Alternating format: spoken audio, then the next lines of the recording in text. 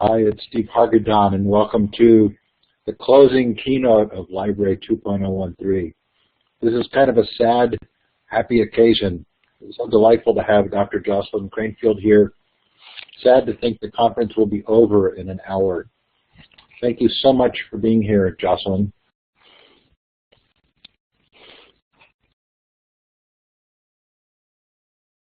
And we lost your mic if you were saying something, but hello. Thank you, Steve, and thank you to everyone who's here. I know that some of you have lasted quite a distance to get to this final keynote, so thank you, and thank you also to those who are coming in later.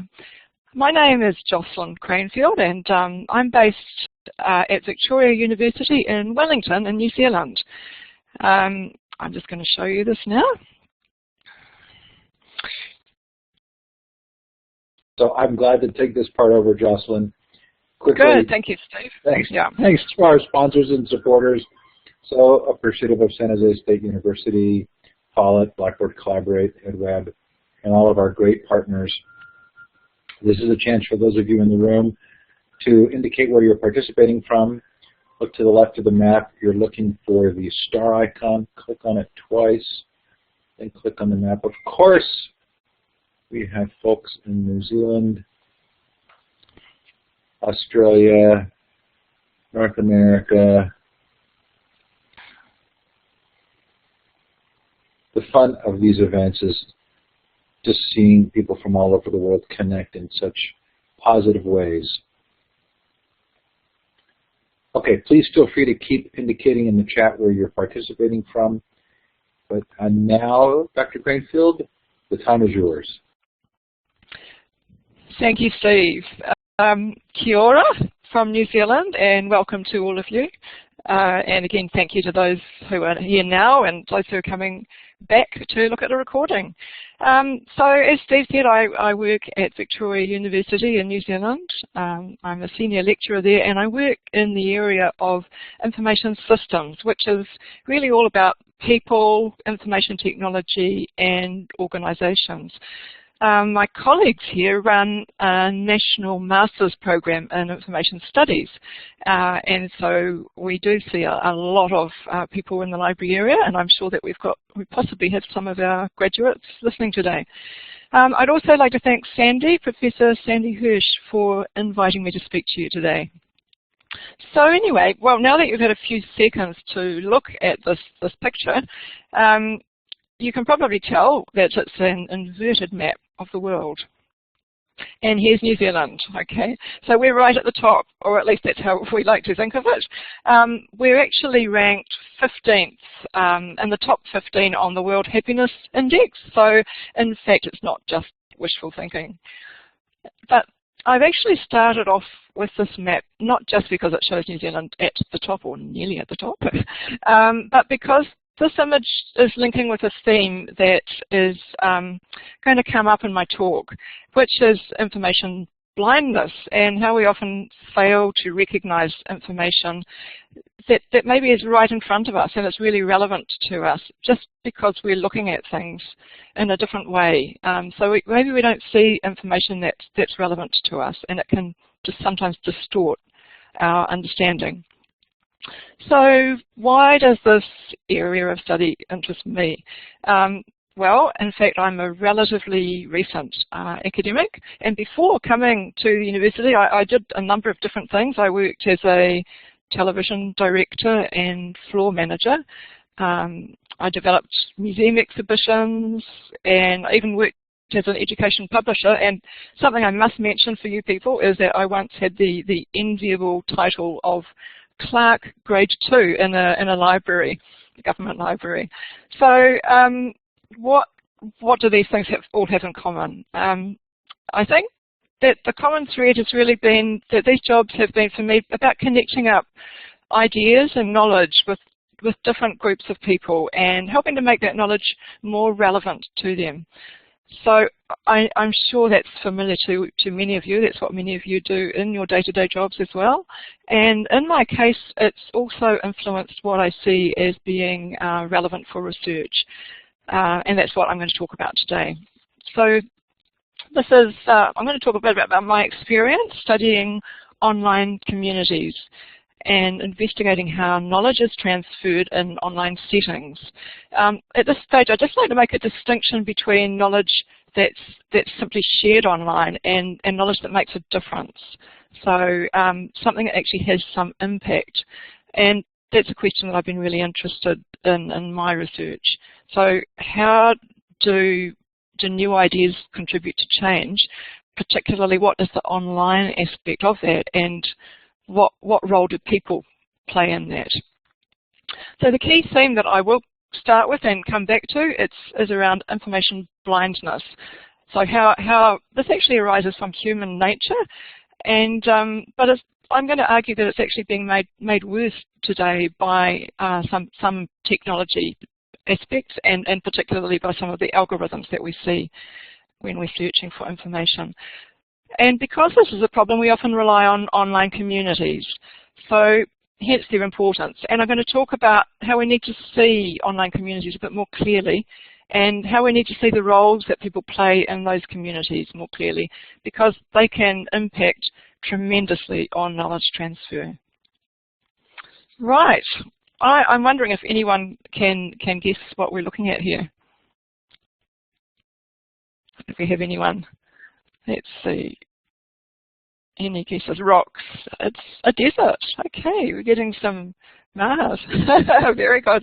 We're getting some good answers here, but no one's. Yeah, okay. Peggy and who else said Bakri? You are right. It's a desert. It's actually a desert in the south of Peru, and it's called the Naxa Desert. And in fact, so it's a kind of fairly stark landscape to look at. And when we look at it, we can't see anything particularly human here. But in the 1940s, an historian from Long Island University called Paul Kozak was actually flying over this desert because he was studying the ancient irrigation channels that were made here between 400 and 650 AD. And he flew over, and he got a bit of a surprise because, you know, as you can see, having a bird's eye view gives us a totally different perspective. And in this case, we're looking at gaps between the rocks, and it becomes quite stunning artwork. So it's not just our perspective that makes a difference to how we see things, and I'm sure a number of you will be pretty familiar with this experiment. It's a famous experiment, and basically it's a video showing a group of people passing around a basketball, and half of them have got black shirts on and half of them have got white shirts on. And the viewer is asked to count the passes between the people who are wearing white t-shirts. So they've got to focus on those white t-shirts and count the passes. Now I'm going to have to ruin the experiment for those of you who haven't seen it before, because this is what happens. And it turns out that about half of all the people who watch this experiment, who watch this video, don't even notice that someone dressed as a gorilla comes in and walks right through the shot and starts beating their chest. Now, how can something that's that incongruous actually escape from our attention? Well, it's actually because we see mainly what we look for, as Sir John Lubbock said a long time ago. Our attention, the way that we actually look for something, acts as a really powerful filter to other information, and even if that information seems quite blatantly obvious to us. Now here's another example. This is also what we see depends enormously on our prior interests, things that we already know and understand. And this is a fascinating book published this year by Alexandra Horowitz. And in it she describes walking around her city block in Manhattan with 11 different experts. She does 11 walks with 11 different experts. And she goes with an illustrator, a wildlife researcher, a sound designer, an engineer, I think, and eventually her son and her dog. And of course she sees entirely different things around her neighbourhood with each one of those people. And that's because different people's perceptions can be so vastly different. And it turns out, actually, that's part of our normal human nature. We actually, as we develop as humans, we learn to notice less, and we need to do that. It's a survival mechanism. So we have all these things kind of working against us that are part of our human nature. You could say that they're kind of part of our natural software. And what's really interesting is that the software that we write and the software that you're using every day is kind of making the situation even worse. So you've probably noticed that when you search on something today, if you're looking in Google, it actually predicts what you're going to ask. Now this is a really powerful tool, and I'm sure that it's quite helpful, but the reality is that what we see is actually now being guided and suggested by algorithms. And when we do get the search results page, this is actually what often happens. It's often the only very first answer that gets noticed, 50% of clicks on the first answer. And the vast majority of people never even bother to go to the page 2. So this is really blindness by algorithm. And of course we could turn off our search history, but most of us just never bother to do that. And the result of that is that what we see in the search results and our news feeds depends on what we've already looked at. So not just what we look for, but what we've looked at previously. So in fact, we're becoming blinder because it's more convenient, and that's a scary thing. And here's another problem: what the algorithms actually see of us based on our profiles and our activity in Facebook or Google or Twitter or LinkedIn doesn't accurately reflect what we need to see, and especially if it's the wrong thing that we're looking for. If we ask a human, we might get told we're looking for the wrong thing, but I bet you never see that on a Google search page. So you may well agree, but you may disagree, I don't know, that with Eli Peresa, who wrote The Filter Bubble, human curators are actually way better at that, because I guess I've been painting a pretty grim picture about the power of the algorithm and how we're kind of the victim, but luckily the web is a place where humans congregate, and it's a natural place for people to interact in online communities. So today we have just masses and masses of online communities, and we're getting more and more people involved in them. I think Reddit has something like 6% of all adult internet users in the US. So there's a real huge amount of activity happening here. And here's a survey that was done last year of over 400 quite well-educated people in North America who were social media users. Now, 78% of those people said that they participate in online communities so that they can help others by sharing information, ideas, and experiences. So the authors of the study, they argue that what we're seeing is a real paradigm shift in information flow and influence. In other words, because people see these online communities as knowledgeable, they trust them, and it's starting to displace our reliance on the traditional information channels. Well, all this brings me to the main part of my talk, which is, well, what do we actually know about online communities? This is how we've been looking at them so far. Most of the knowledge that we have about online communities is based around studies of what's visible. So really, because only about 1% or 9% of people are visible, we only have information based on that data, the online data. And the other, that's the 10%, the other 90% get called lurkers. Now, this pattern, this distribution of participation turns out to apply across lots of different platforms. And I think what it really highlights is the need to better understand this invisible majority of people. The research on lurkers is actually often underpinned by the idea that they should be moved along a continuum and encouraged or converted to become posters. And that's great, but studies also show that lurking is a contextual behaviour. And what that means is that if you look at a different platform and another platform, the same person, the same individual might be in the 1% or the 9% or the 90%. So this is actually an issue because the early studies tend to look at a single platform, but today online communities are changing and more different communication channels and tools are becoming available. And more people are using multiple tools to interact. So in order for us to understand information behaviours in online communities, we really need to get below the surface and get a much bigger picture of what's going on, and one that looks beyond the boundaries of a single platform. So now I'm going to talk about some research that I've done in this area and what I found out.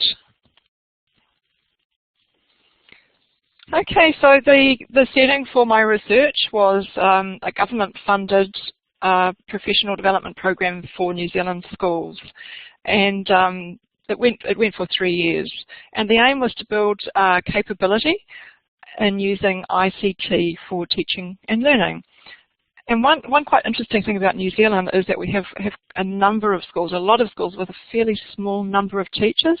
And what that means is that it's a real issue. We really need to try to transfer knowledge between schools as much as possible. So one of the program's key goals was to actually build professional learning communities, and as part of that there was an emphasis on getting online communities to be active. So what my research aimed to understand was how is this happening? How are online communities helping to transfer knowledge and encourage change?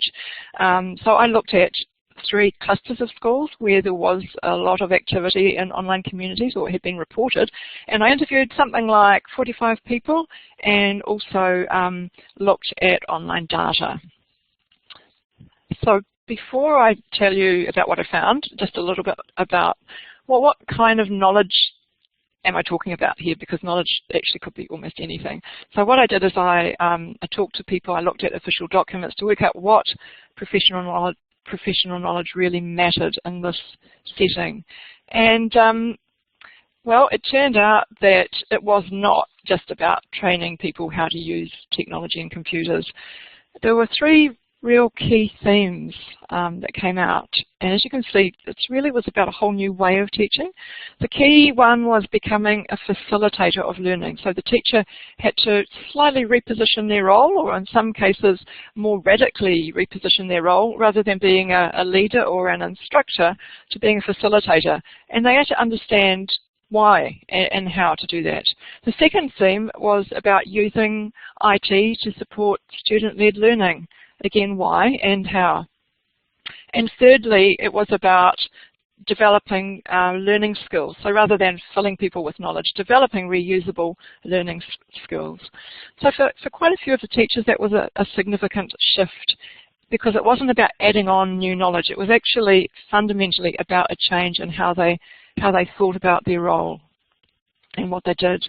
And the challenge actually is that this kind of transformation in professional knowledge is quite a difficult thing. And the reason is, it's a bit like this picture, that people's knowledge is entirely bound up with their work routines, their practices, their frameworks and their belief structures. And it's enormously personalised and based in activities. So what that means is it's not possible to change practices easily unless you also look at changing and modifying your understandings and beliefs. So, moving on to look at what I found. And to start with, I was just actually blinded by this surface view that I have talked about earlier, the information blindness. When I talked to people about what online communities they belonged to, I got the same answer over and over again. People would tell me that they would belong to an official community that was based around discussion forums. And this was pretty much what the term online community meant to these people. So what I saw was 3 separate communities, but there was quite a bit of activity within them happening in bursts, and there were people who were saying, like this quote below, that they were not a very active member. But that was just a surface view, and when I started asking people questions in a different way, how do you communicate with other educators, I actually realized the picture was getting a lot more complex. So if you read this, I'll just let you read this for a moment.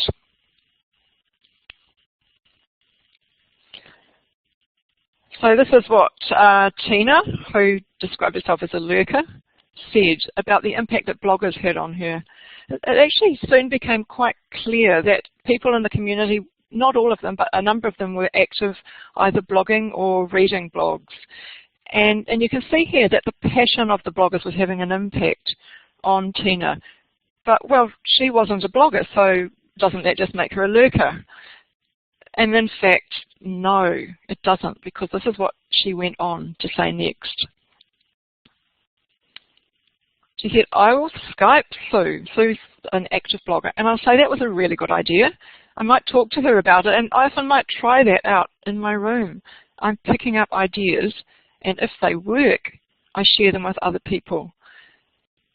So there's 2 really interesting points here. First of all, Tina actually does turn out to be really active online. It's just that she's using Skype, which is a lot more informal and a private means of communicating than a blog. And secondly, that the ideas that Tina's getting from Sue via her blog and via Skype, they don't stop with Tina. She's actually passing on those ideas to other people. And she's checking, first of all, if they work. So it became quite clear to me that I needed to actually see the online community in a different way. I needed a larger view, because if I wanted to actually understand how knowledge was being transferred in this setting, it just wasn't useful to equate the community with a single online platform. Now, if you think about it, focusing on a single platform is it's a bit like studying a family in a house by looking only at the kitchen. So we can do that, but we wouldn't see the whole picture. The reality is that people do different things in different rooms, and we use different rooms to meet different needs. And it's the same with online communities. But it actually doesn't make sense to just limit the view to what's happening online. And the reason is online activities can lead to quite dramatic shifts in what happens in the workplace or in other offline settings. And one teacher actually told me about how through being in a forum, she found out that the teacher in the actual next room to her was passionate about the same kind of teaching ideas as her, and she had no idea. So she could go into the staff room and open up a new discussion with that teacher. And another example, a teacher was talking about actually being at a presentation, and he said that by looking at the Twitters that were going on at the same time, it helped him to understand that presentation to a higher level. So in these examples, the value of the new knowledge that we're talking about here, it didn't come from any one of these bubbles or these engagement spaces. It actually came as a result of crossing between them. And here's actually what one teacher said about all of this crossing over activity. So this is a fairly profound statement, in fact. I'll just give you a moment to look at that.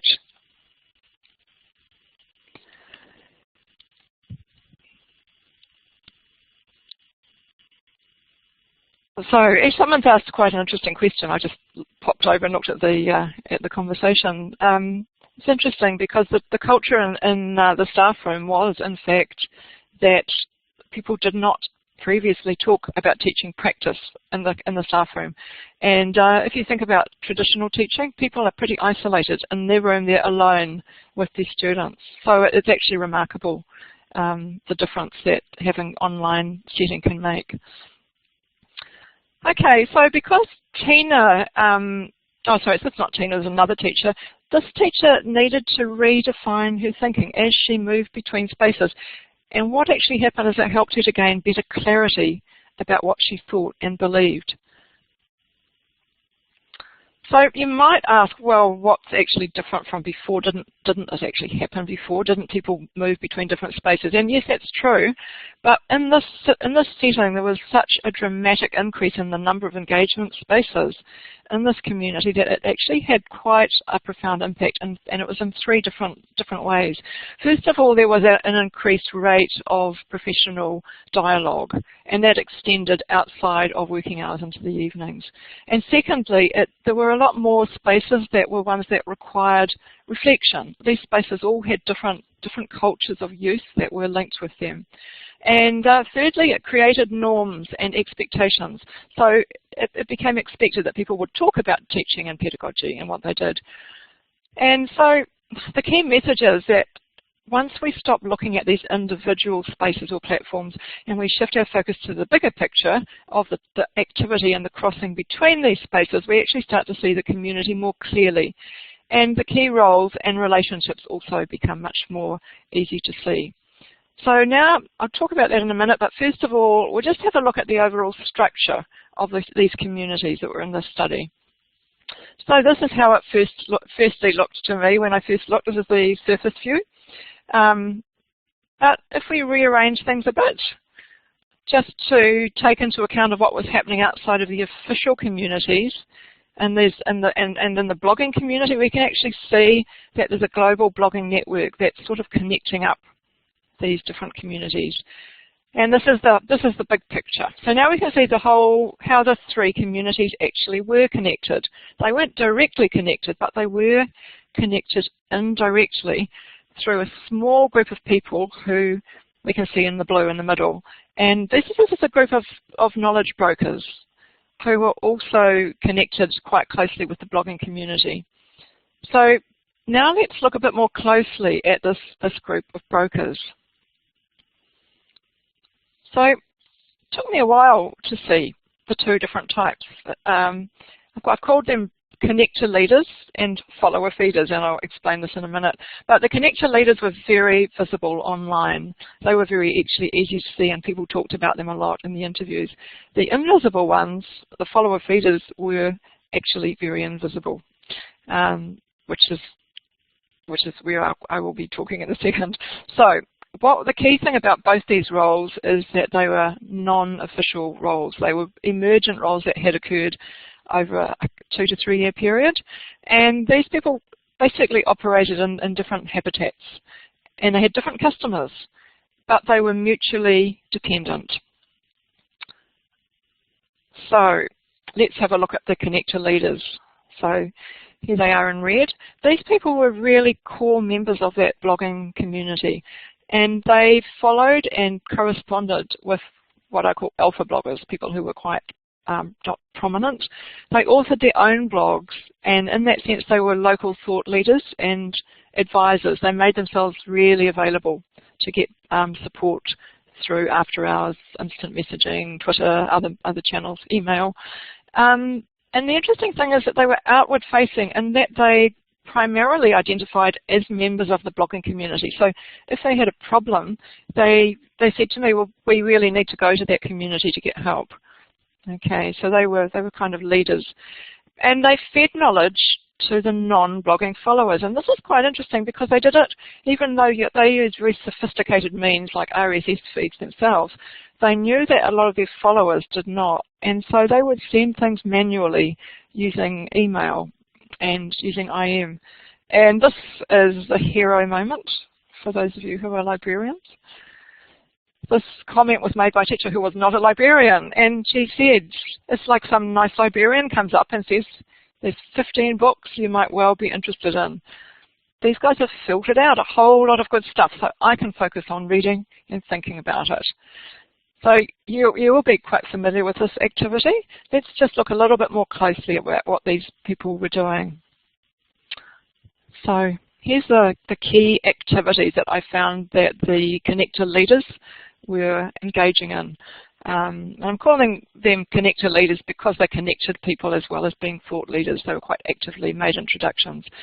So looking down on the left, I actually would be interested at this stage to see if this is familiar to any of you. How many of you do these things on the left? I don't know, Steve, whether you can get people to You do some of indicate. those things on the left.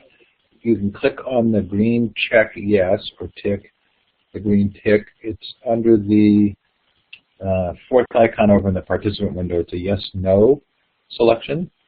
So that'll be an easy way to toggle. There are 9 so far who've said yes, they do them. Yes, yes, yes. Okay, we've got a lot of yeses and 13 yeses. That's great. So, yeah, with this audience, I imagine a lot of you are doing this kind of thing. So you can be familiar with this role. And in this change setting that we're talking about, this was the result on the right-hand side. So it was actually helping people to focus their attention on what mattered in this setting. It persuaded them, they were really persuasive, these people, persuaded them of the value of changing. It helped to align people across the community, helped individuals to adapt to different ways of doing things. And actually, an interesting one is also encouraged people to own the ideas for themselves. So there was some very interesting discussion about what was and wasn't plagiarism, but people needed to own ideas that they got elsewhere by themselves. So this is a sophisticated example of human curation. And yes, it is filtering, but it's quite different from the blindness by algorithm because it's actually meeting the genuine community needs in this setting.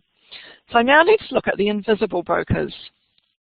These people followed the connector leaders. They didn't follow all of them. They tended to follow 1 or 2 of them quite closely. And those connector leaders knew who followed them. They communicated with the leaders invisibly. And I say invisibly by instant messaging, by IM. And they very actively avoided having a visible online presence. They just did not want to be seen online. But in the workplace, they were real leaders in practice. And so I say they were inward facing. They had a lot of respect in that setting internally.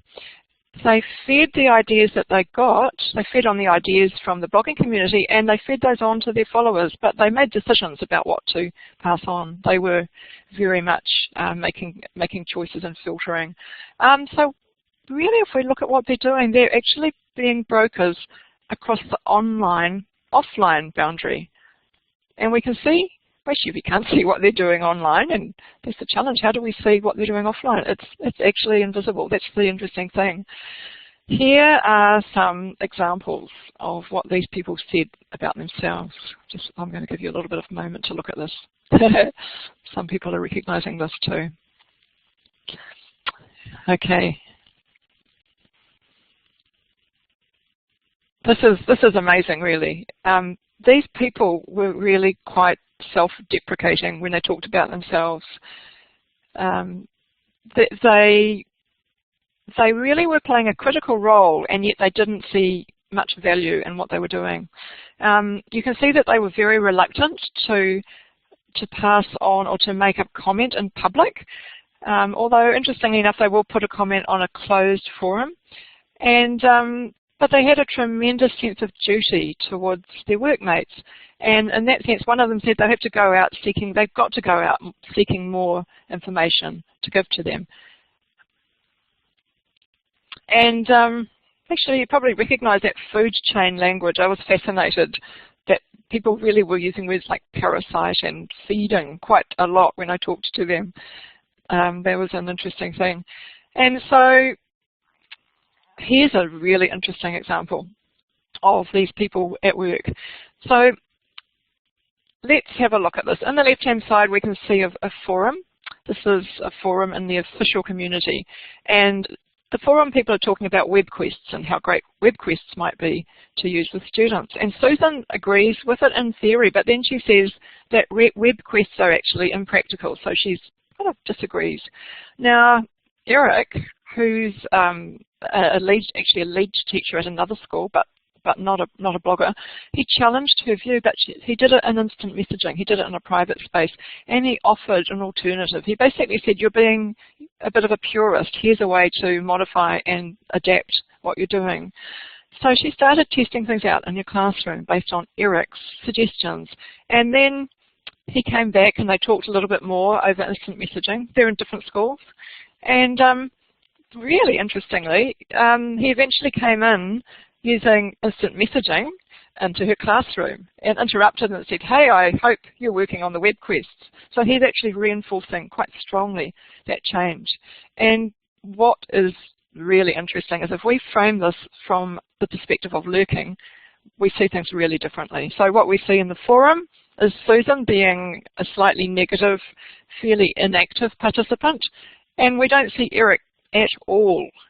And yet, far from being a lurker, he's actually showing a really sophisticated awareness of context by shifting that conversation out of the forum and into a private online space where he can hold a really frank discussion in a way that Susan does not lose face.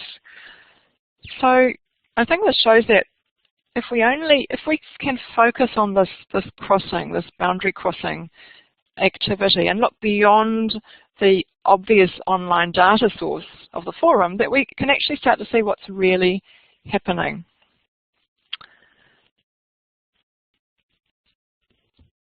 So I hope, I think I've been painting a picture that might suggest to you that all of the value is kind of coming from the top, from the bloggers, and drifting down to the teachers who are in the classroom. But that actually wasn't the case. And when I interviewed people, I actually found out that those ones in the classroom were keeping in touch with the more active connector leaders, and the connector leaders would often take and adapt and modify something that was being done, perhaps a more traditional, successful practice in the classroom, and then develop something that was successful on their online blog or another online setting that they were using. So actually the connector leaders tended to feed ideas about why make change, and persuading people why they needed to change downwards. But the more kind of practical ideas, the how solutions, came upwards as well. And they came, I guess, using these invisible side channels. They came, and sometimes from face-to-face conversations, but the ideas did come out of the classroom to be used and adapted by the online community.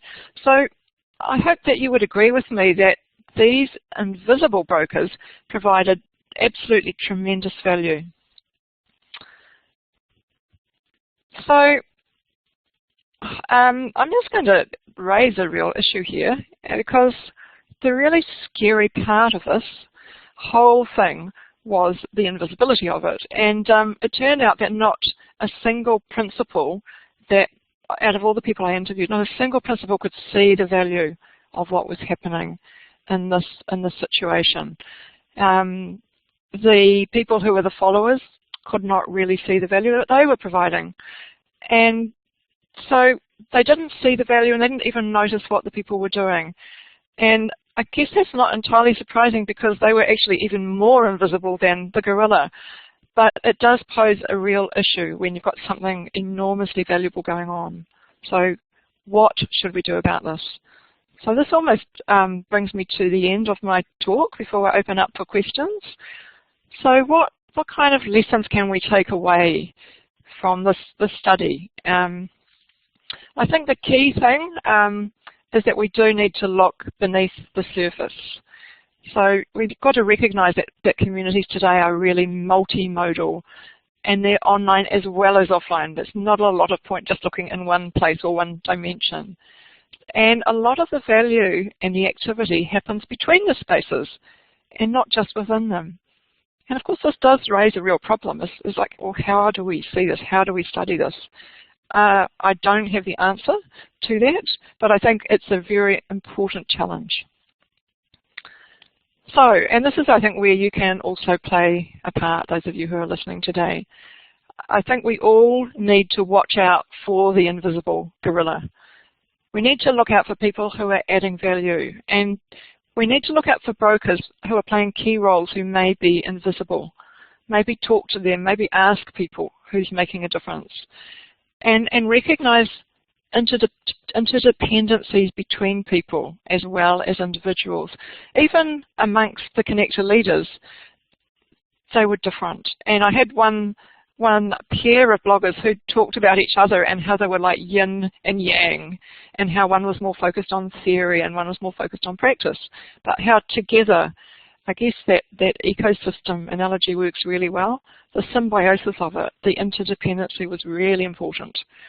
So I'm hoping that you are in a position to start to see the value of settings that you are working in, and find ways to help others see the value. Because if key stakeholders can't see the value, then that's enormously risky. So, and finally, I think that we need to work hard to please don't be the invisible gorilla. So we're all different. Some of us are confident at having a voice in the online ecosystem. Others are more comfortable behind the scenes. But I think it's important that we think about where we belong in the ecosystem. We find our place and we find our voice. So that's where I would like to throw this open, really, and see, does this look familiar to any of you, and what questions does this raise for people who are working in library and information professions? So if you have a question or would like to make a comment, you can put it in the chat, or you can raise your virtual hand and we'll give you the microphone. I did capture a couple of thoughts in the moderator tab for you. One was from Peggy George, who wondered, is the forum the catalyst for those private conversations that bring around clarification and action, bring about clarification and action? Yeah, that's a good question. What actually happened was that initially the forum was used to help bring people on board and get some common ways of thinking going, and it played an important part at the very start when people were kind of coming onto the same page. And actually, for example, Mark Prensky and the digital native, digital immigrant metaphor actually became really prominent in some workplaces during that online forum discussion. But what happened, within maybe a year, is that natural leaders started to emerge. And in New Zealand, teaching is a very personal, individual thing, and individual teachers do things differently, and that's encouraged. So what happened is that as people moved on and got more confident, they wanted to explore things, different things, and they actually talked about how they went out looking for different people who knew more, and it tended to be more outside of the formal community. They would then at that point go looking for knowledgeable people who had perhaps a more specialist interest, and try to find others working in the particular space.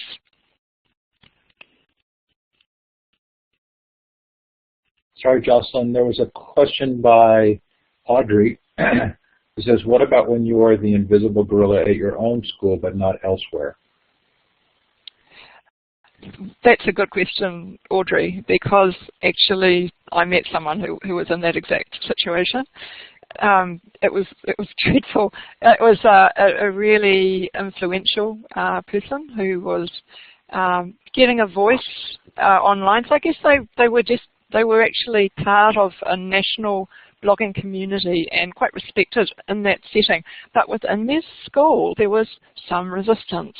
And I recall vividly reading a message that person posted, a really depressed message about how he had gone into the staff room and done a presentation about all these great ideas, and it had just fallen flat. And that's, I guess, partly what I mean by outward facing. There actually were some people internally following that person, but in one case, and I only saw it once, there was a kind of a mismatch. It was this particular teacher, by the way, wasn't in one of the three main communities, because I went out and I looked for 3 or 4 more people in the blogging community towards the end of my study. But it's a problem. It's a real problem, yeah. So earlier in your presentation, when you were talking about sort of how people would talk to each other and different thoughts would come out, I posted my favorite Irish quote of, "How will I know what I'm thinking until I hear myself say it?" And Annika disagrees. She says, "How do I know what to say until I've given it serious thought?" Any response to either of those? Yeah.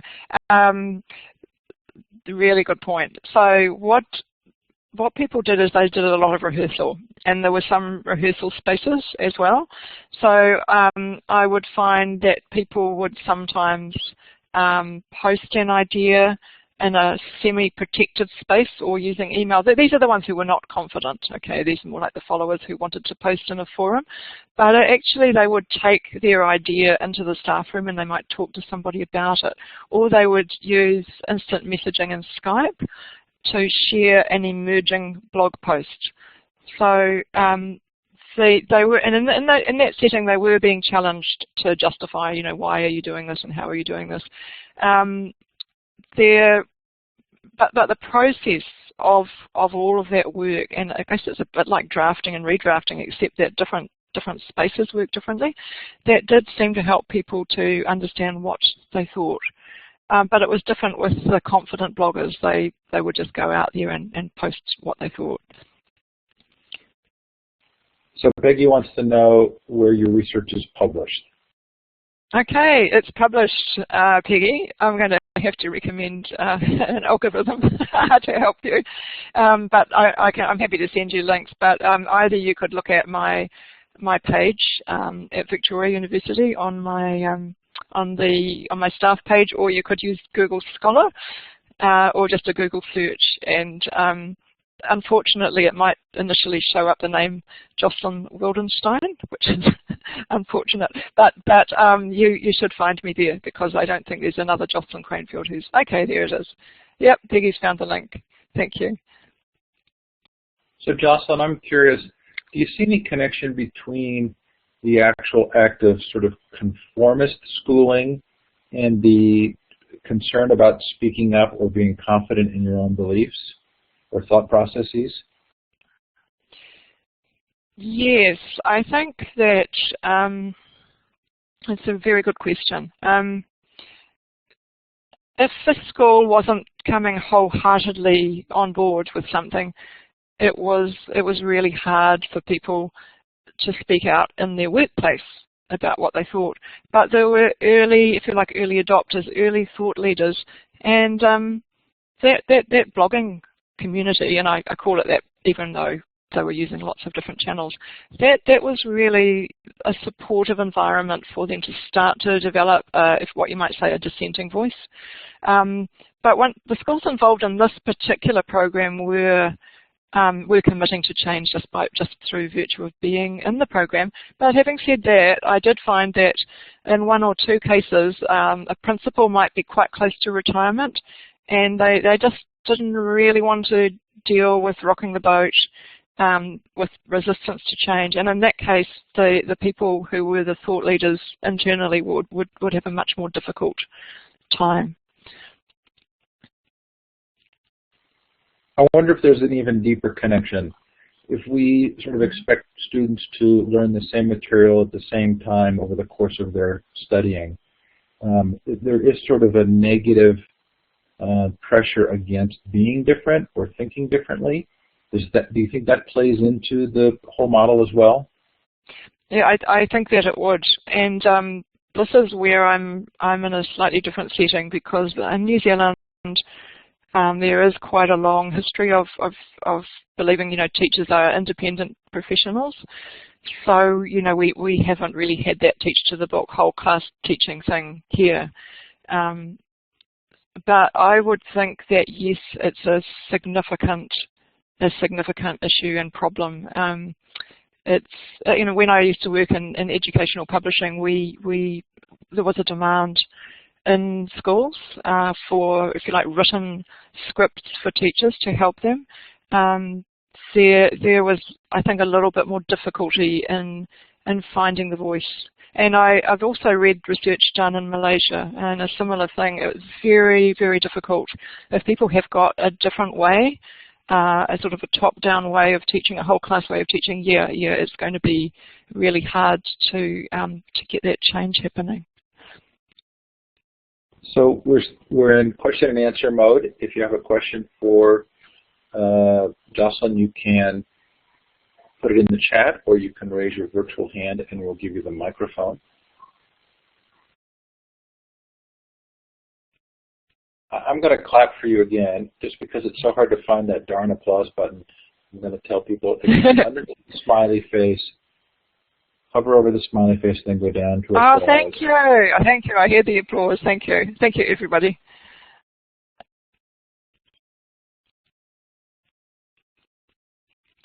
So Jan wants to know, she says, I'm curious about the time frame. That is the evolution of the communities and interactions. Okay, this is a good question. Actually, I think this is a yarn, this one. This is interesting because, yeah, it took quite a while to get this level of quite sophisticated activity. It evolved. It wasn't, no one trained people how to use these different spaces, but it really took about 2 years before this kind of very highly functional multimodal community where people, I haven't given you a lot of detail about this, but all these different spaces were used in particular ways by the community, and everyone understood what to do where. So yeah, 2 to 3 years, so it's not an overnight thing. Thank you.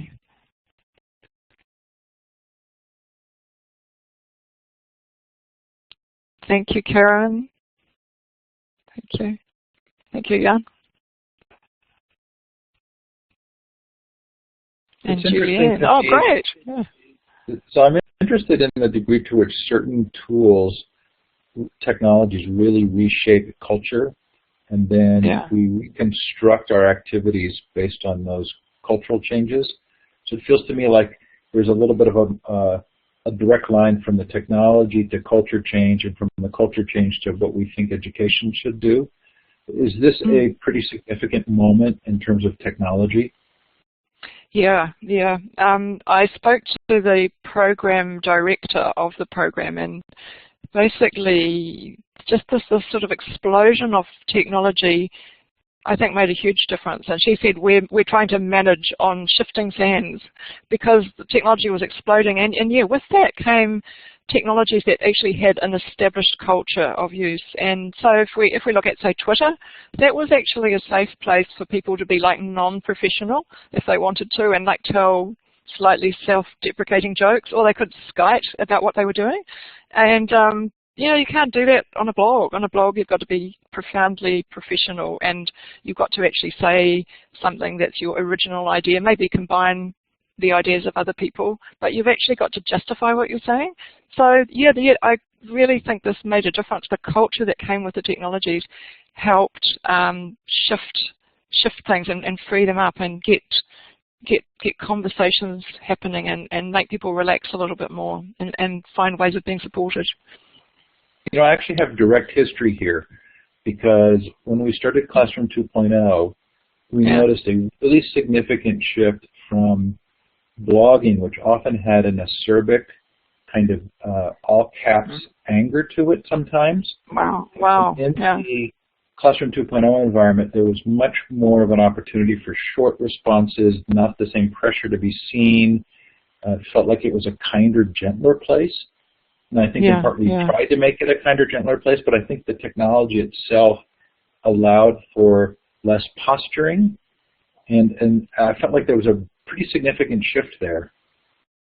Yeah. That's I think we call that affordances of technology. I mean, it's very, very interesting area, and that I guess that's a huge opportunity for more research, because it's, you know, there's no point just like looking in the forums. It's what's happening in the combination of all of these things. So I guess what's going to happen in the future is another question. What about future technologies? What about Google Glass? You know, what's going to happen? How is it going to change culture? I don't know the answer to that. So for those of you who have enjoyed this keynote, and I certainly have, David Weinberger's earlier keynote today would be worth watching, and he looks at Reddit and the lessons from Reddit and the ways in which the cultures have both been a result of the technology but also have been constructed within the technology. Jocelyn, thank you so much. Thank you, Steve. Thank you, everybody, for coming along tonight, for Sunday here, Saturday in America. Thank you. Thank you, everybody. We're now officially closing the conference. There is an after party. We keep it really short. The link is on the schedule page. Feel free to come in and just say hello and thank you, and then we're all going to go to bed, especially here in the U.S. I'm sorry, there is no code for Connected Educator Month. They did not give us a code for this session, so you're not going to get a badge. I apologize. Thanks to Dr. Cranefield. Thanks to everybody involved in the conference. Have a great night or day. Bye. Thank you. Goodbye.